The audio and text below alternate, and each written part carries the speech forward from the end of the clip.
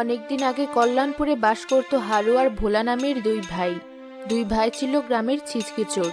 গ্রামের সব জায়গা থেকে এটা সেটা চুরি করেই তাদের দিন চলতো। ভাই, সেই কখন থেকে তো বসে আছি। এইভাবে কি সারাদিন ধরে বসে থাকবো? যদি থাকতে হয় তাই থাক, এত পায়তারা করছিস কেন? আরে বাবা, এভাবে বসে থাকলে তো না খেয়ে মরতে হবে। সময় পেরিয়ে যাচ্ছে, অথচ এখনো একটা কিছু চুরি করতে পারলাম না। চুরি এত সহজ জিনিস নাকি? চুরি হলো একটা শিল্প। সেই শিল্পকে তো আর যেমন সেমন ভাবে ব্যবহার করা যায় না। আর যদি তা করিস তবে মার একটাও মাটিতে পড়বে না। কলসিটা তো কলপারে নিয়ে এলাম, কিন্তু বাসনগুলো আনতেই তো ভুলে গেছি। গিয়ে নিয়ে আসি। ওই দেখ, হাবুর বাড়ির কলপারে একটা কাঁসার কলস, আর হাবুর বউ ঘরের ভেতরে চলে গেল। যদি একবার হাতিয়ে নিতে পারি তাহলে বেশ কিছু টাকা পাওয়া যাবে। কিন্তু কলপার তো বাড়ির সাথে, ওখান থেকে কি করে নেব ওটা? আর বউ তো এখনই চলে আসবে। আরে বোকা, এটাই তো চুরির শিল্প। আমি গিয়ে হাবুর বউকে সামলাচ্ছি, তুই এদিক থেকে কলসিটা সরিয়ে ফেলবি, বুঝলি তো? ঠিক আছে ভাই।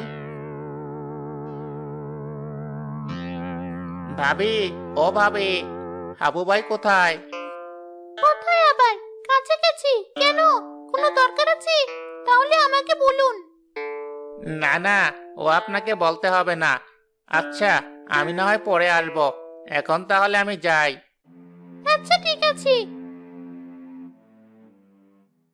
এ কি, আমার কলসিটা কোথায় গেল? এই তো কেবল রেখে গেলাম। ওই চোর তো আমার বাড়ি দিয়ে এসেছিল। ও কি তাহলে নিয়ে গেল? না না, সে তো আমার সামনেই ছিল। তাহলে কোথায় গেল আমার শখের কলসিটা? কিরে, ঠিক মতো এনেছিস তো? কেউ দেখেনি তো? না ভাই, কেউ দেখেনি। ভাই, তোমার কি বুদ্ধি! আমি হলে তো পারতামই না। হে হে হে হে। বললাম না, চুরিও একটা শিল্প। রপ্ত করা তো সহজ নয়।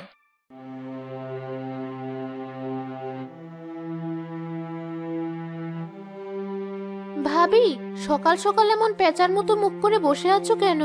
এখনো তো ওরা দুই ভাই এটা সেটা ভালোই চুরি করে আনি। তা থাকবো না। দুই ভাই শুধু এটা ওটা চুরি করে আনি। ওসব বেচে তো নুন আনতে পান্তা ফুরিয়ে যায়। ও দিয়ে কিছু হয়? কদিন একটু ভালো মন্দ কিছু খাই না। আগে তাও বাপের বাড়ি গিয়ে ভালো মন্দ খেয়ে আসতাম। এখন বাবা মা মরে গেছে।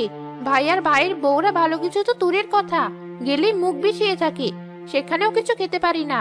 শেষ কবে ভালো কিছু খেয়েছি মনে পড়ে না। তা তুমি ঠিকই বলেছো।